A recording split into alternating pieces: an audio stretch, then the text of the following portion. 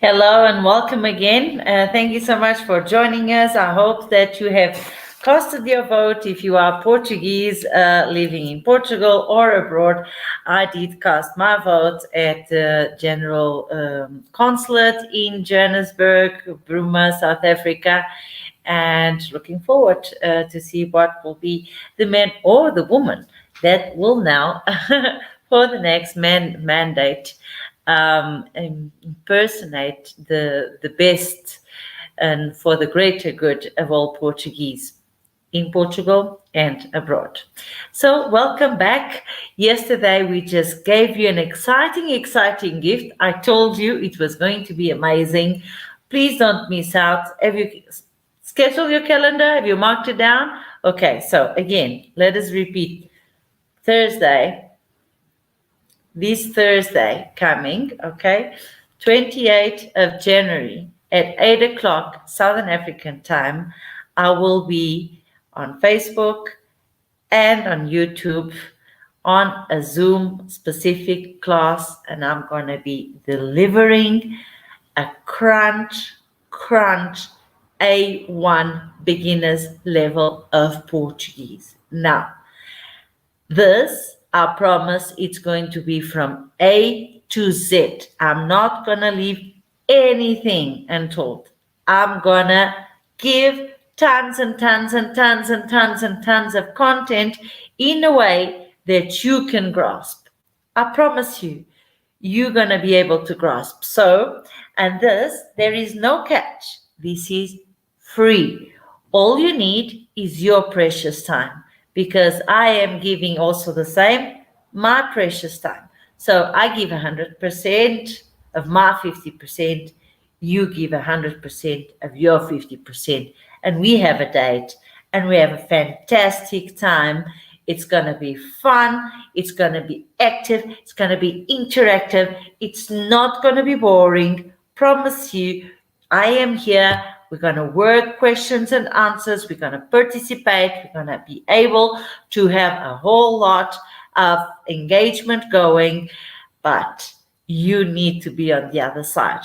Without it, it's not like these videos where if you're not here now when I'm talking to you, you can always see. No. Thursday, 28th of January, you need to be with me from 8 o'clock in the evening, Southern African time. You're not sure when Southern African time is? Well, you have until Thursday to figure it out. But go and pencil in your calendar, put a do not disturb, have dinner early, wash the dishes, take care of the children. Children are not at school, we're very sorry. There's an iPad, there's TV, there's computer, but they need to know that they're going to be in bed, Ask your partner to cope with you. If you are with someone else in a house, this is really important for you. Or even, why not the family and and if you are a couple, to do it together, might really be interesting, because you can also team up on that other side. Okay, so I'm going to leave this challenge to you, and it's up to you to be here and take fully advantage of a free, I'm going to say it again, free A1 beginners crunch class on Thursday, the 28th of January, 8 o'clock Southern African time. And now I'm going to start telling you why people start saying that, yes, I am motivated, but it starts the but, and the excuses started. The first one is that I'm too old to learn Portuguese. So let me tell you that when it comes to learning a new language, we often hear, comments like, I'm too old, or it's too late for me. Now tell me, now please just be honest. Do you really think so? Do you really think that it's too late for you? Do you really think that once people reach a certain age, they are no longer obligated of learning a new or capable of learning a new language? Or perhaps it's just an excuse for not taking on a new challenge? How can we know it? How can we know if it is too late to learn a foreign language? Or do you believe, as we do, that the age isn't an obstacle to learning languages? Can you learn a language in any age? I won't say what age I consider old because I think we're always children at heart. Instead, I'll prove to you why age isn't an obstacle in learning Portuguese and prove that you can learn Portuguese at any age and back up with my clients and also with claims based on scientific data. Okay, so I am going to prove to you on Thursday, the 28th of January at 8 o'clock Southern African time, that you're never too old to learn Portuguese. And today I'm going to tell you that several studies had found that older people are indeed able to learn other languages. In fact, they can learn just as quickly as young people, and in some cases, they can even learn faster. And you know why? Because they are more committed. Because somehow they put more joy, more importance. They miss studying. They miss learning. So you can ask, oh, okay, but Ines, we're more or less the same age. Can we learn a language at any age? Well, there are many advantages of learning a language after having reached a certain age of maturity. Yeah, compared to learning them when you are young, for an example. Motivation. Now, somehow the nonverbal communication and phonetics, this is just to name a few, because now at certain age you want to make sure that you are pronouncing correct, that you are speaking correct, because now you reach a certain age where you are more demanding with yourself. It's not just like absorbing. You really want to master things. You really want to savor things. That comes with maturity. Maturity is a great resource when learning a language. So why don't you try it? Come and try it. Thursday, 28th of January here, 8 o'clock Southern African time. I'm going to try to change your mind by the end of the session on Thursday, 28th of January from 8 o'clock. And even today, I'm going to start trying. I'm going to start to try to change your mind. For an example, have you heard about neuroplasticity or the eternal youth of the mind? So let me tell you, many years ago, researchers discovered that, like most of the rest of our body, our brain develops a lot throughout our lives. It is constantly changing because we never stop learning. So this characteristic is called neuroplasticity or brain plasticity.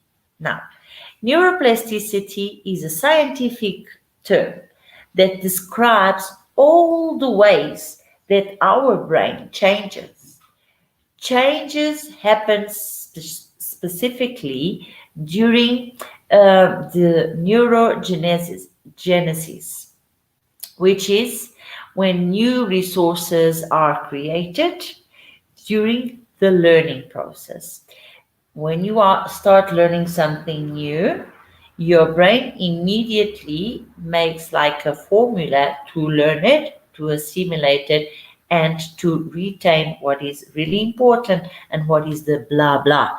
Again, with maturity, it comes refinedness. You refine, you become more, you want more quality, you want to savor more things. So this also occurs when we are faced with new experiences, such as new environments or an injury. Our body reacts, learns how to heal See, for example, the case of COVID is a pandemic. We have different numbers of infections, infection spread, of deaths, and we can't just say that there are compromised people or less compromised people, because we also hear stories of very healthy, fit people that have a fantastic immune system that is so used to fight that by fighting so hard end up fighting the own body, and the person ends up sadly uh, dying. And there are other people that they look fragile, but they sleep well, and they eat well, and they're a bit of stress free, or they have stress, but they have learned to accept that they can't change a pandemic, but they can put in place um, some restrictions like social distancing, and um, keeping everything very sanitized, avoiding to be outside of their own uh, bubble, but not allowing also the fear. And it looks like they come symptomatic.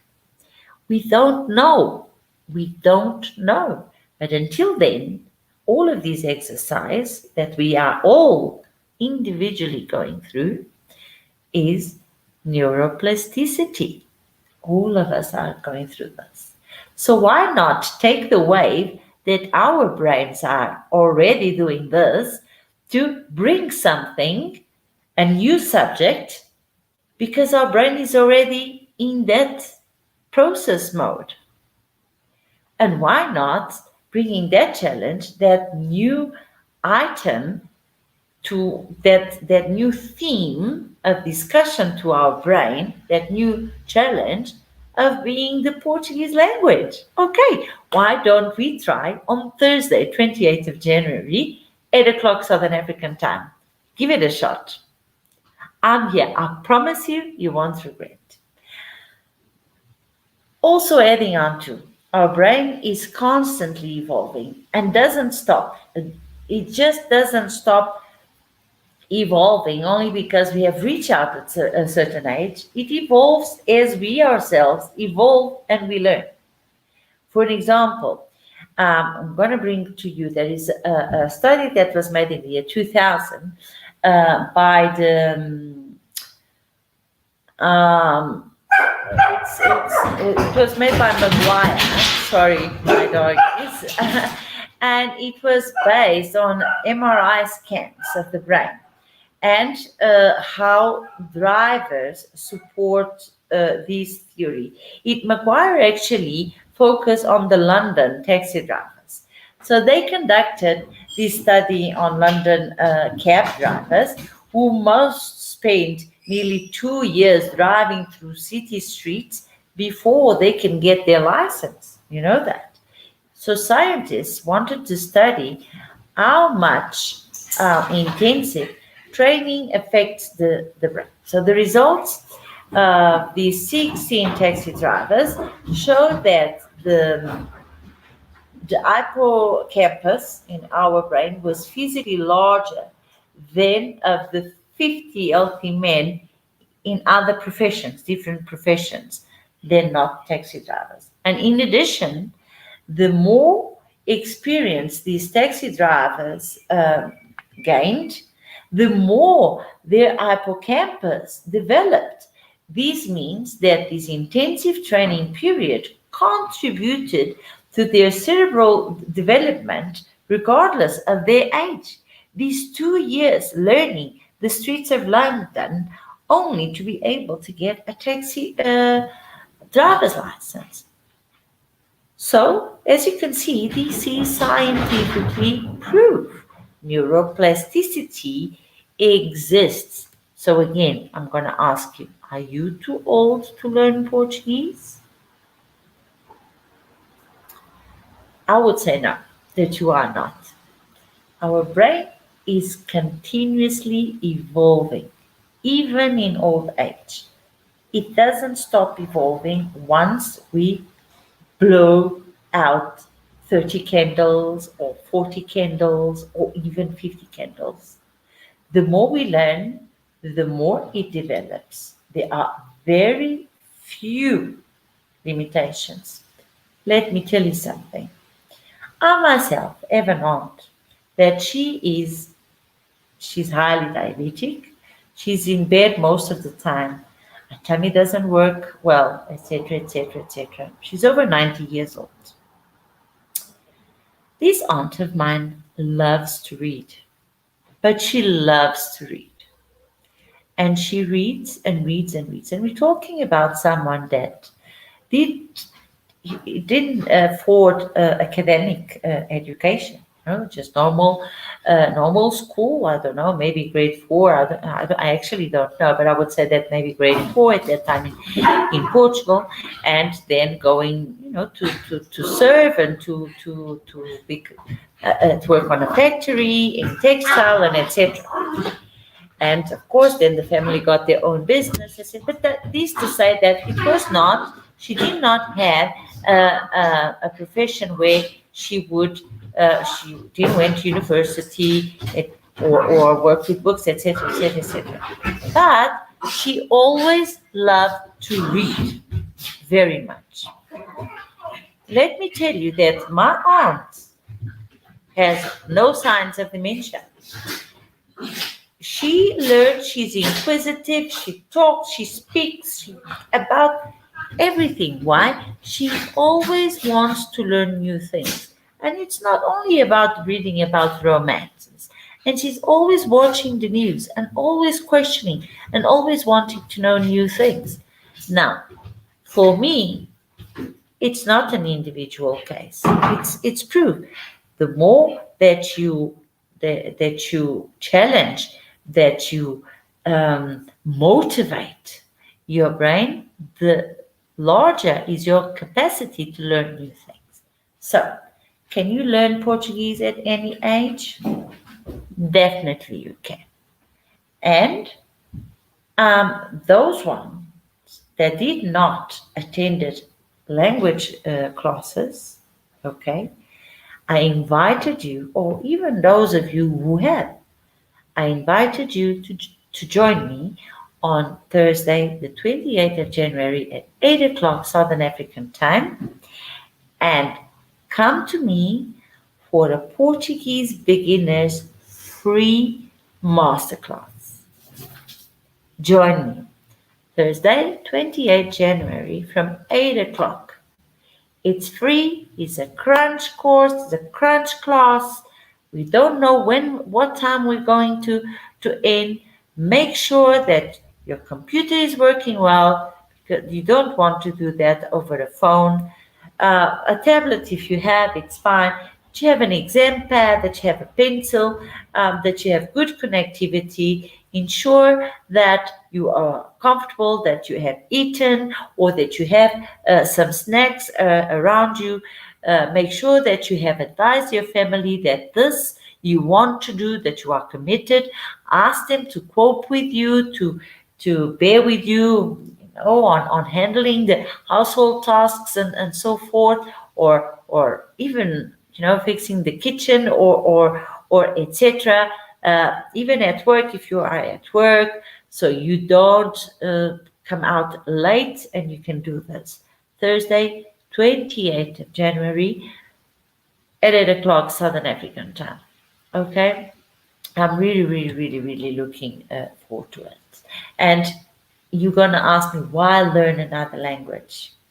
Okay, let me tell you. In the 21st century, multilinguistic is becoming the norm. And it's estimated that over half the world's population is at least bilingual. And this figure is growing. So, where do you fit into this changing world? Do you see yourself as part of a dynamic population of world citizens, or stuck on a stinking monolingual island? The real question should be, why not learn another language? So if you are at all curious about the world beyond your own day-to-day routine, speaking Portuguese or any other language besides your native tongue can upgrade your life by increasing opportunities for career, living, travel, friendship, adventures, and love. The more languages you speak, the bigger your world becomes. And there is absolutely no reason to be discouraged or to let yourself, you don't have to say that you don't have the talent for it. This idea that only children can become bilingual, it's simply a myth. You can learn to speak another language no matter your age or educational background. Maybe you'll never be mistaken for a native speaker, will never be mistaken by a Portuguese, and so what? But you will be able to communicate, and that is what languages are for. Speaking a language is about connection, not perfection. So let's ask a new question. Who do you want to connect with? Do you want to connect with relatives? They are Portuguese that you don't speak for long.